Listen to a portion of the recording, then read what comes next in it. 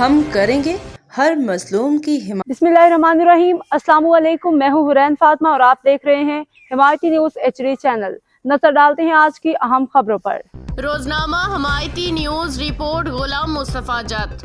دنیا بھر میں بسنے والے سندھی بھائیوں اور بہنوں کو ٹوپی اجرک ڈے کی مبارکباد۔ رفیق داؤد جت کا پیغام۔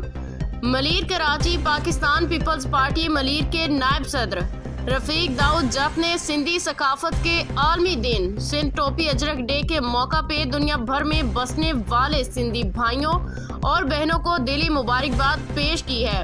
انہوں نے کہا کہ سندھ کی عظیم دھرتی، اس کی پہچان، اس کے رنگ اور اس کی روایات صدیوں پہ محیط تاریخ کی آئینہ دار ہیں۔